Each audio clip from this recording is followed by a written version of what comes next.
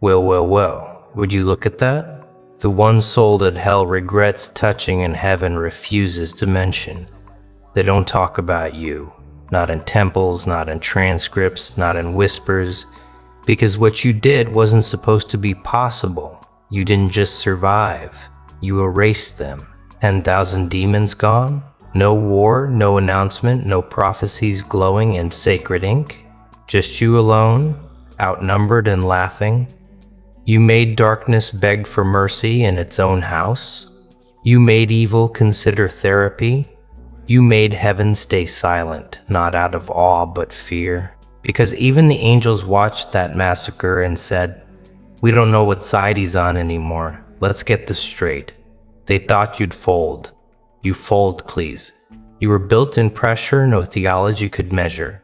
You were cast not from light, not from darkness, but from contradiction. Saint, face, psychopath breath, angel eyes, demon grin. They couldn't read you, so they tried to categorize you. And when that failed, they sent everything they had. Demons by the thousands. Not myths, not metaphors. Manifestations of every betrayal you tasted, every injustice you endured, every secret. Ritual done in your absence to bury your worth alive. And what did you do? Did you scream? Did you beg? Did you crack number? You smiled and started counting one by one. You erased them not with weapons, but with will. Not through sermons, but through silence that made their skin peel from the inside out.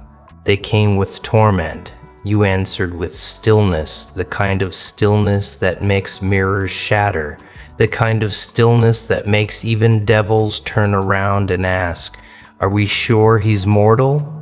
Because the truth is, you aren't. Not anymore. What walked into that battlefield wasn't a man. It was the sum of every unhealed version of you merged into one apocalypse. The ghost of the abandoned child. The scream of the betrayed lover. The stare of the silenced genius. The heartbeat of the weaponized outcast. They all showed up inside you. That's what makes you terrifying.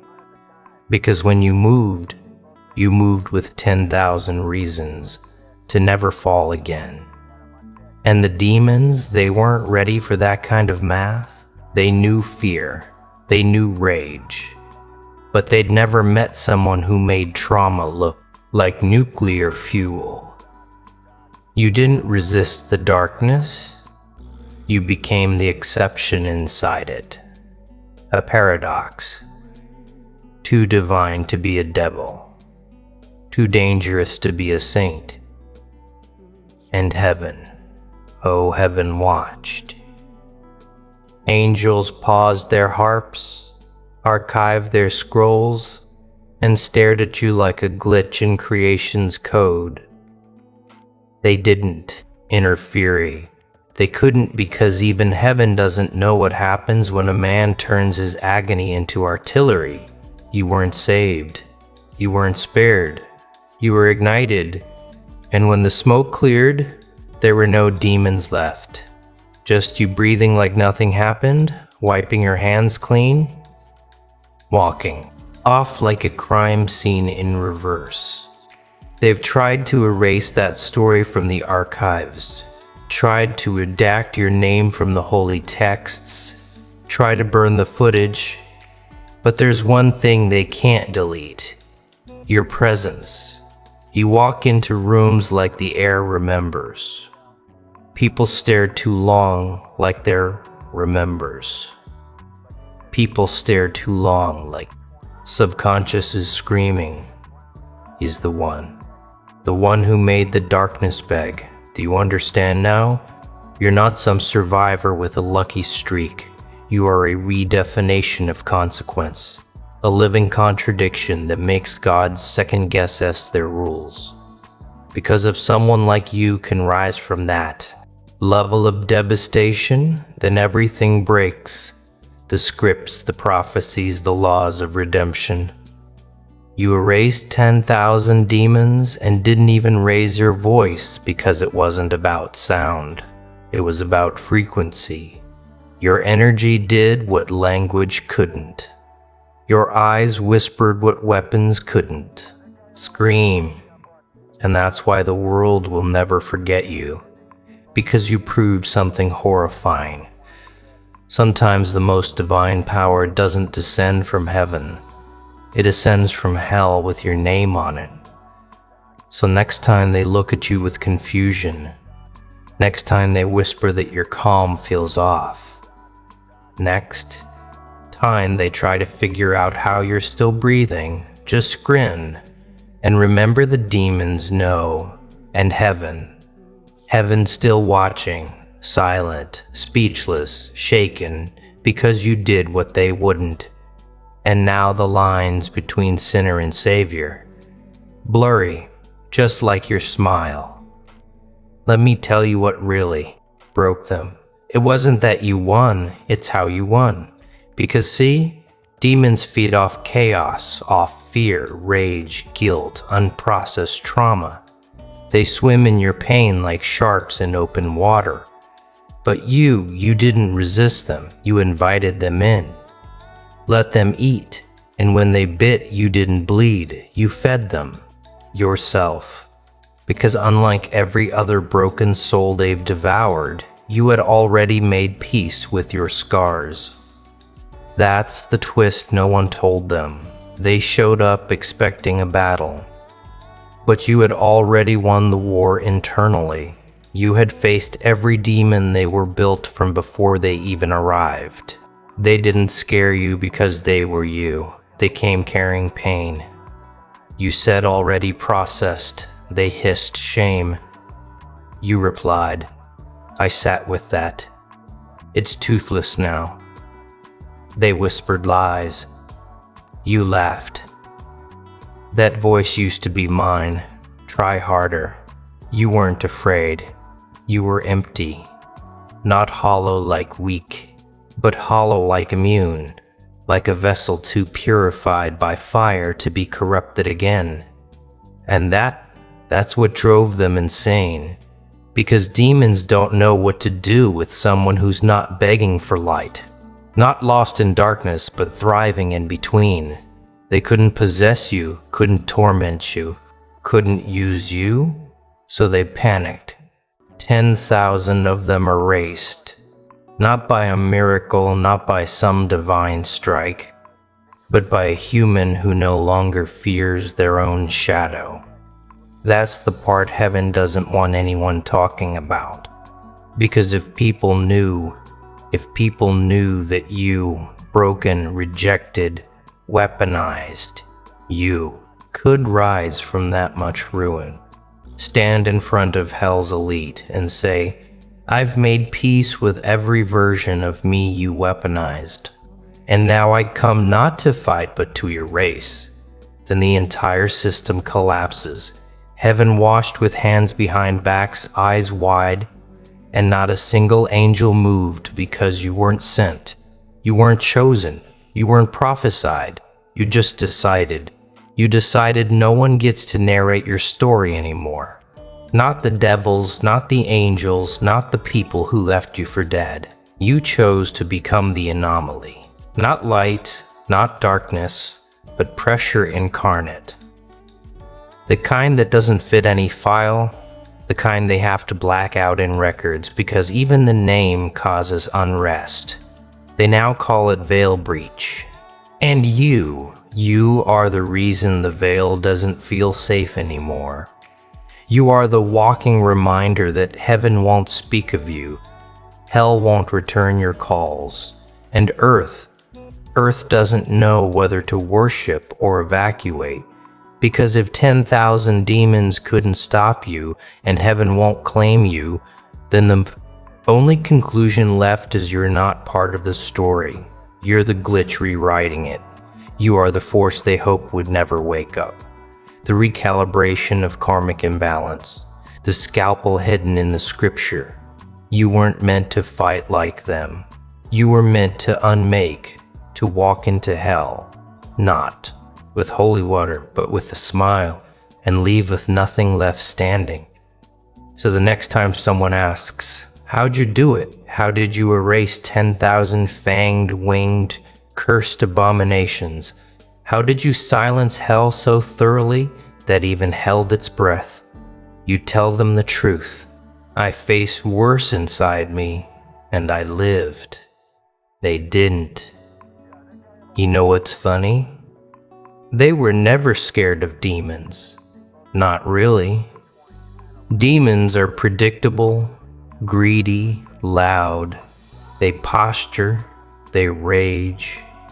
But deep down they follow rules. Rules of desire, of decay, of devouring. Now what terrified them was you, because you didn't want anything from them. Not favor, not vengeance, not power. You didn't scream, you didn't plead, you didn't even flinch when they circled. You just stared like you'd already studied them, like you already knew their names before they introduced themselves. And worse, like you'd already forgiven them. That's what broke them. Because how do you fight someone who made peace with hell? You didn't resist the fire. You became something colder, not numb, not broken, precise. Because pain didn't shatter you, it focused you. And when the first one lunged, you didn't dodge. You let it hit, you let it dig in. And when it did, it found nothing, no guilt, no wound to feed from, just silence. Because you had already bled dry. You had already screamed into your own grave and answered back with laughter. You had already died in every way that mattered. And what stood in that field was not you reborn. It was what was left after the world failed to kill you. They thought you'd be soft. They didn't expect the storm in a straitjacket. They didn't expect the holy silence between heartbeats. They didn't expect someone who would walk through fire not to be proud of their burns, but to smile because they had none left. They didn't know what to do when their attacks weren't met with anger, but with stillness. When you just looked at them and whispered, "Is that all?" Because you weren't fighting anymore. You were purging. You were defending your life. You were correcting the imbalance. They didn't realize it wasn't even personal. You weren't hunting them. You were just done tolerating their existence. And one by one gone, like smoke, like echoes, like rumors caught in a lie, 10,000 erased not with force but with certainty. And now they're all gone. And you just stood there surrounded by silence so loud it made heaven reconsider its hierarchy. Even the angels, they didn't descend to help. Not because they didn't want to, because they didn't know if you'd see them as friend or target. Because in that moment, you weren't blessed, you weren't chosen, you were truth made flesh. You were reckoning given a heartbeat. You were the balancer. And balance has no allies. Now they whisper your name with trembling reverence, not because they understand you, but because they fear being misunderstood by you. Because in a world full of people bargaining with devils, you were the first to say, "I don't negotiate with what I've outgrown." And they felt that all of them, the watchers, the liars, the architects of your collapse, the ones who swore you'd never breathe free. Now they study your footage like prophecy, trying to find the moment you crossed the line from victim to verdict. But they can't, because there was no moment. You didn't change, you simply remembered. You remembered that everything they buried you with was dead weight. You remembered that every demon they summoned was a ghost of your past. And you remembered that you were the only one who had ever truly stood in your way. So when you moved, nothing could stop you. Not darkness, not judgment, not history, not fate. You weren't supposed to make it. You weren't supposed to survive. You were supposed to stay quiet, stay broken, stay buried, but you didn't. You rose, you burned, you cleaned house. And now, even the angels flinch when you enter the room because they don't know whether to bow or run. And that's the power no realm wants you to realize. When you've made peace with hell and outgrown heaven, there's only one thing left to become: your own myth. You are. You are. You are.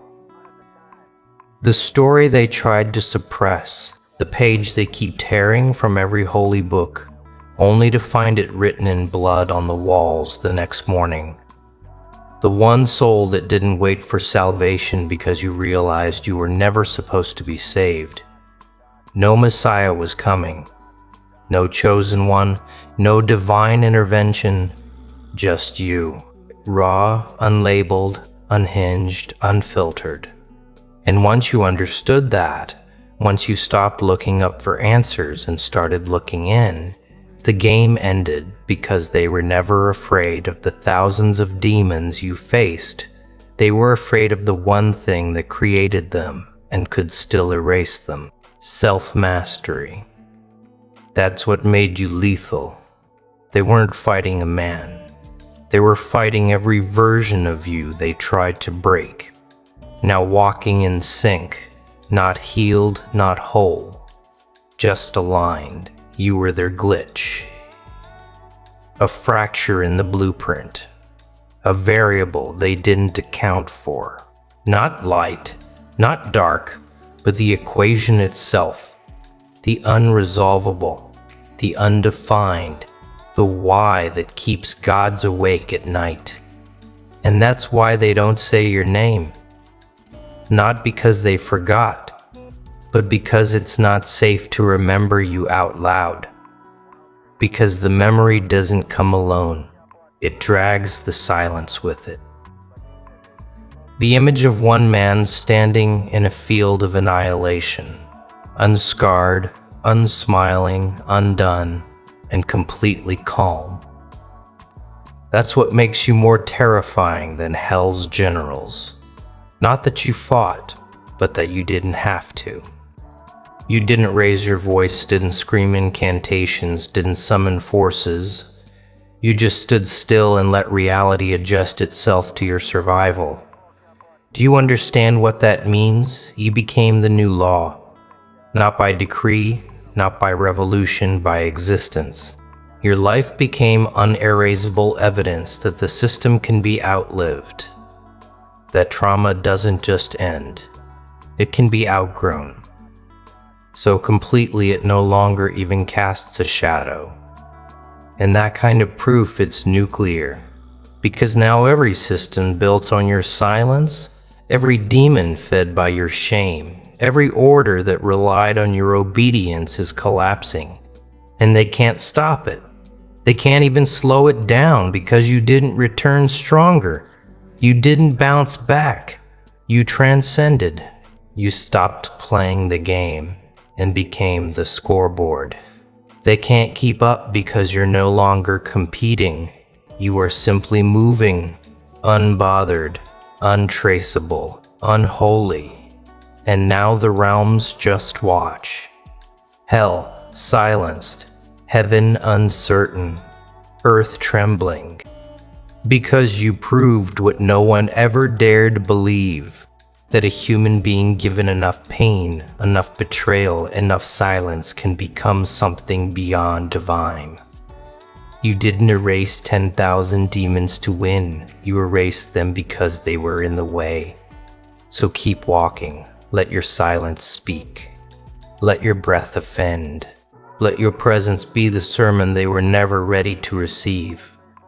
You are the proof, the glitch, the myth with teeth. The prayer they don't know how to end. And now even the shadows hesitate before moving because you're out here not to conquer, but to correct. And correction is always fatal. And correction, it doesn't need to shout. It doesn't need an army. It doesn't need validation from the heavens or approval from the watchers in glass towers. It just arrives like thunder without lightning, like a whisper that rips through marble walls. That's what you became. Not a king, not a prophet, not some stitched-up success story they can parade on stage with a clean suit and a checklist of bullet-pointed traumas.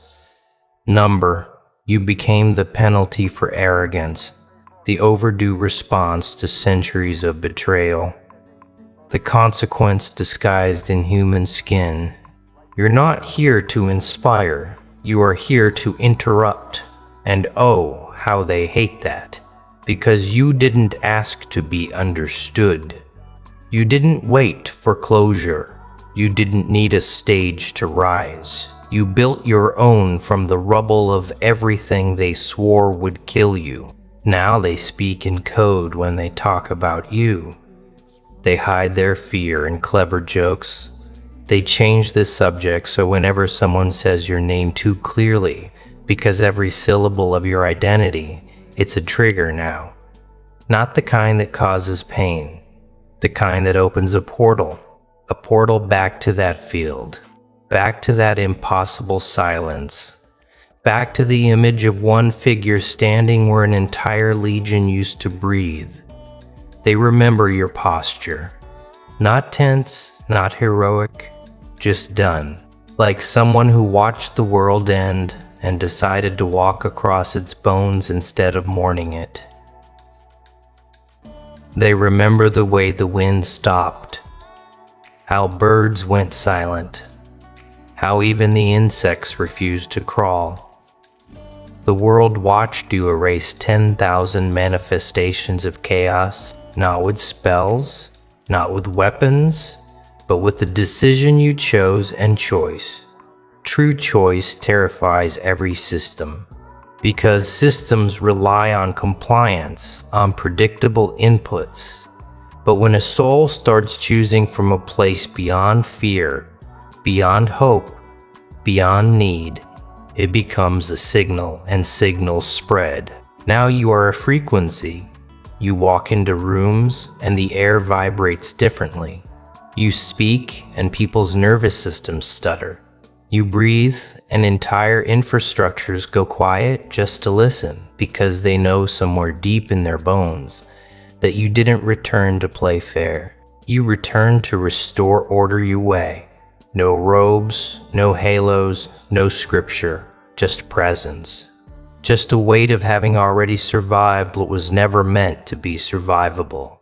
You weren't sent to lead them. You were sent to remind them of the cost of lies, of dismissal, of betrayal, the cost of trying to cage someone who already died once and remembered the way back. And now you are unplaceable, unclassifiable, unkillable, not because you're immortal, but because your purpose is. And demons, they're not your enemies anymore. They're just expired obstacles. Heaven won't touch you, not out of shame, but out of strategic hesitation, because no one wants to get too close to something that even hell couldn't hold. You are no longer a part of their war. You are the aftermath. You are the restructure. You are what gets whispered about in the corridors of power when the lights flicker and no one wants to admit they're scared. You erased 10,000 demons. And now you're just walking in plain sight like it never happened. But they know. Every time you pass them, every time you smile, that calm, haunted smile, they know you did the unthinkable, and you didn't need their help, didn't need their blessing, didn't need their permission. You just decided it was time. And now even time knows who you are, because you're not running out of it anymore. You're rewriting it, too. They go to the cook. Foreign for you. Is it foreign? Oh God, foreign. Oh God, foreign.